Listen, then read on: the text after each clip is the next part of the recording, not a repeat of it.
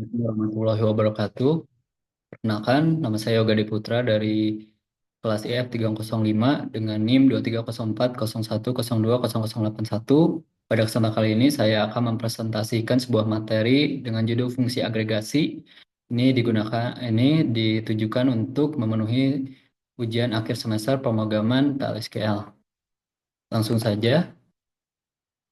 Untuk yang pertama yakni apa itu fungsi agregasi. Jadi fungsi agregasi ini merupakan fungsi yang melakukan operasi perhitungan atau kalkulasi pada sekumpulan baris dan mengembalikan satu nilai sebagai hasil. Nah, fungsi agregasi ini biasanya digunakan bersamaan dengan klausa group by. Tujuannya yaitu untuk mengelompokkan hasil nilai sesuai dengan kriteria yang telah ditentukan. Kemudian, kapan sih fungsi agregasi ini digunakan gitu? Untuk kebutuhan apa saja? Yang pertama ada laporan atau reports, kemudian juga ada dashboard dan visualisasi data, kemudian juga ada monitoring dan analisis kinerja. Kenapa harus fungsi agregasi sih?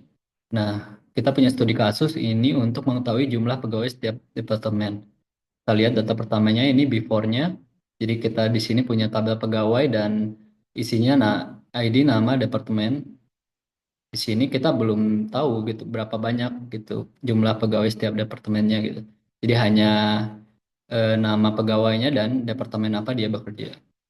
Tapi dengan query dengan fungsi agregasi seperti ini, kita bisa menghasilkan data seperti ini.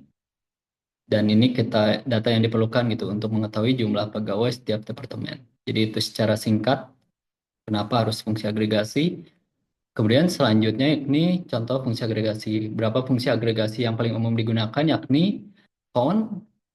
Yang pertama count untuk menghitung jumlah baris dalam satu tabel atau berdasarkan kondisi tertentu. Kemudian sum untuk menjumlahkan total nilai dalam satu kolom. Kemudian fvrex, fvg untuk menghitung nilai rata-rata dalam satu kolom.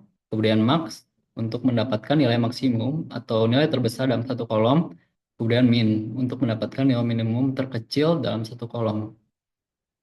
Kemudian kita coba untuk demo penggunaan fungsi agregasi. Ini saya gunakan aplikasi HIDSQL. Kita buka database Postgre-nya.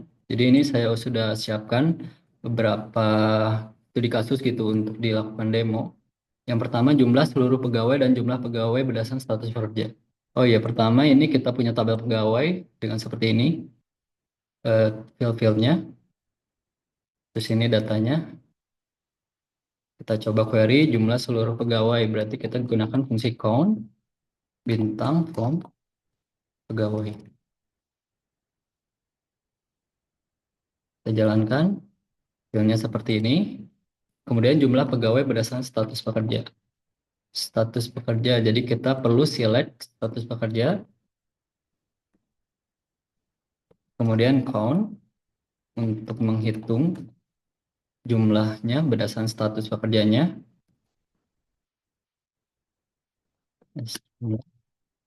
From pegawai. Kita jalankan. Oke, maaf. Klausa group by. Kita perlu tambahkan klausa group by berdasarkan status pekerja. Nah, seperti ini. Ya, kontrak tetap magang dan jumlahnya. Kemudian lanjut, kita rata-rata umur pegawai berdasarkan gender. Kita gunakan fungsi average di sini. Terus umur, from, pegawai, group by,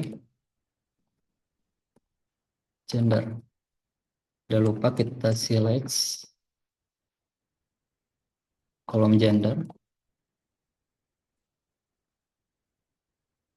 yang kita jalankan. Nah ini, jadi untuk gender wanita, rata-rata umurnya adalah umur 37,66, untuk pria 38,25.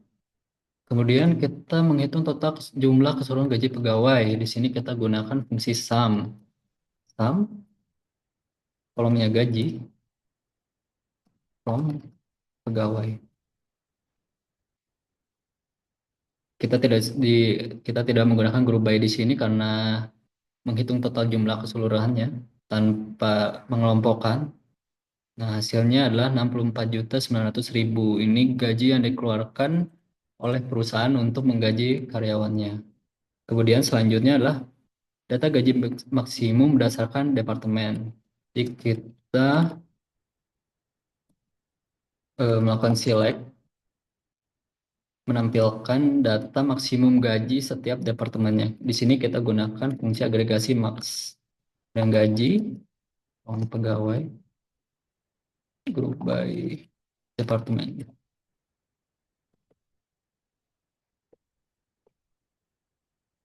Kita jalankan. Nah, muncul hasilnya segini ya. Untuk setiap departemen, terus maksimal gajinya berapa.